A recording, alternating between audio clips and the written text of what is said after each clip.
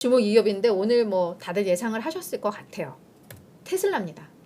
어제 실적 발표하고 나서 장 마감 후에 뭐 6% 시간의 거래에서 이렇게 빠졌는데 정규 거래에서 오늘 12% 급락했습니다.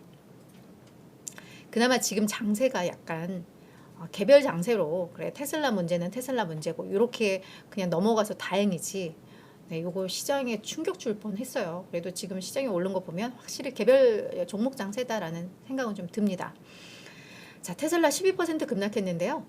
강세론자마저 테슬라에게 실망감을 내비쳤습니다.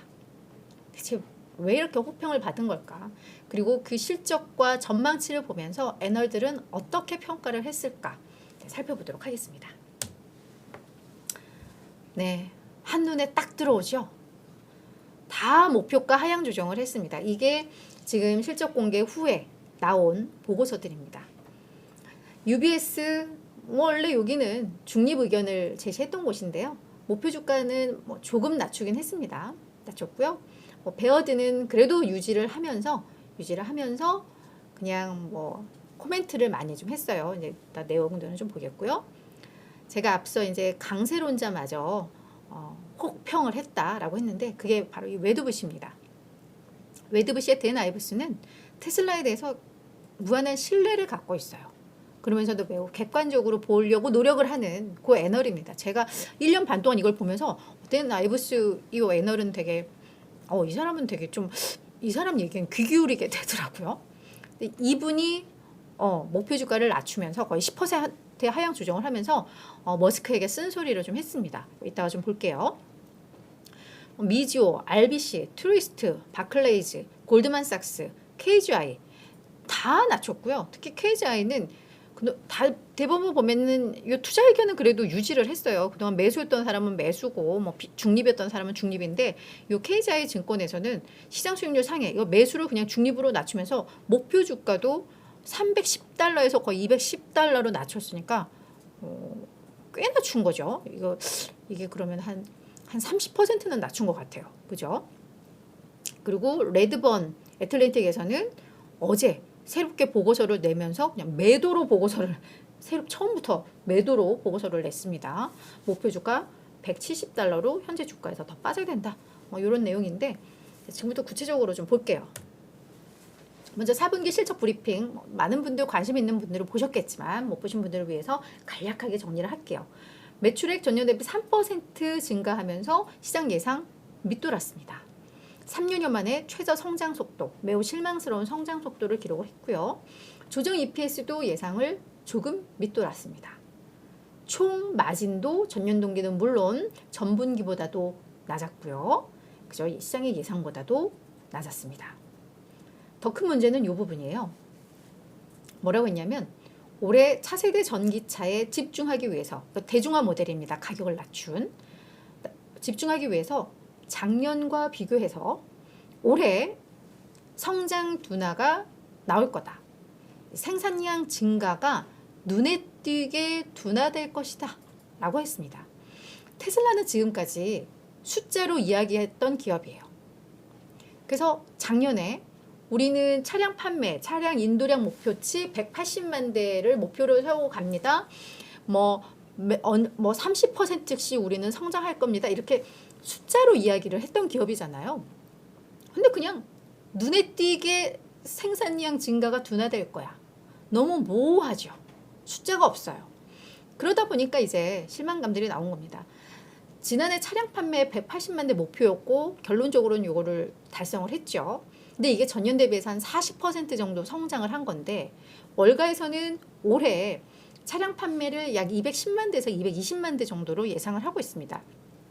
전년 대비 한 20% 성장한 수준이에요. 그러니까 이 얘기도 보면 그 성장세가 둔화되는 걸로 월가에서도 예상을 이미 하고 있는 거죠. 게다가 전년도에 40% 성장이었는데 이번에 20% 성장이면 눈에 띄게 둔화되는 걸로 월가에서도 예상을 한 거죠. 그러니까 테슬라가 이렇게 어떤 숫자만 제시를 했어도 시장에 이런 불확실성, 불안감이 낮았을 텐데 이런 숫자 자체를 제시를 하지 않으니까 멍미가 된 거죠. 이건 뭐야? 뭐 그냥 눈에 띄게 둔화된다는 게 뭐야? 이런 거. 자, 그 내용을 지금부터 하나하나 보겠습니다. 컨퍼런스 콜이 또 난파선이 됐다. 뒤집히고 부서졌다. 이건 거의 열차 사고 수준이다. 라는 평가를 우리 웨드부시의 나이부스가 했습니다. 네. 그러니까 조금 더 성의 있게 좀 했어야 되는데 그 실적 자체 이거보다 그냥 그 이후에 그런 설명 과정이 오히려 더 실망스럽다라고 이야기를 하고 있는 거거든요. 근데 이분은 뭐냐면 실적 발표 실패로 실적도 그렇지만 컨퍼런스 콜에서의 그런 설명들 실패로 회사 비전에 대한 어떤 회사 이야기들에 대한 단기 신뢰를 좀 훼손난 단기 신뢰를 좀 이건 그러니까 시장이 그랬다는 게 아니라 본인의 이야기를 하는 겁니다. 네, 단기에 대한 신뢰감이 좀 떨어졌다 개인적으로 이렇게 이야기를 하면서 머스크가 어른답게 나서서 지금 계속하고 있는 그 가격이나 그에 따른 마진 구조 그리고 이제 수요가 둔화되고 있다고 하는데 그 수요 변동에 대한 어떤 전략적, 재정적 정보를 제공할 것이라 나는 기대를 했는데 아무것도 없었어. 그러면서 이제 이건 거의 열차 사고 수준이야. 난파선 수준이야. 라고 혹평을 한 겁니다. 그러면서도 그래 내가 실망한 건 실망한 거고 객관적으로 다만 높은 수준의 장기 전망은 또다시 난 확인은 했다라고 이야기는 하고 있습니다. 그래서 AI 이야기 등으로 장기적인 성장 스토리는 유지할 것으로 믿는다라고 이야기를 했습니다. 그러면서 전기차의 대중화 시대는 곧 다가올 것이다. 난 이것도 믿는다. 거기에서 테슬라는 좋은 위치에 있다라고 이야기를 하고 있습니다. 앞서서 그 모델 2에 우리는 이제 그 차세대 차량에 집중하기 위해서 성장세가 둔화될 거다라고 했고 게다가 이 차량 제조 방식에 있어서 당신들은 혁명을 보게 될 거다라고 이야기를 했거든요. 그래서 그런 점에 대해서는 신뢰를 하는 것 같아요. 그래서 그 부분은 이야기를 했지만 그러니까 조금 대응이 너무 실망스럽다. 대체 너희들 왜 이러니? 좀 어른답게 행동해라. 뭐 이렇게 이야기를 했고요. 모건 스탠리와 아담 조나스도 테슬라를 매우 긍정적으로 보죠. 전기차뿐만 아니라 그 테슬라가 꿈꾸는 뭐 AI 뭐 거기에다 뭐 이것저것 다 해가지고 얘들은 보통 기업이 아니야. 뭐 우주 뭐 이런 아담 조나스도 뭐라고 했냐면 향후 전망에 대해서 그렇게 부족한 수준의 정보를 제공한 건 너무 이례적이다. 이건 정말 다른 회사인 줄 알았다.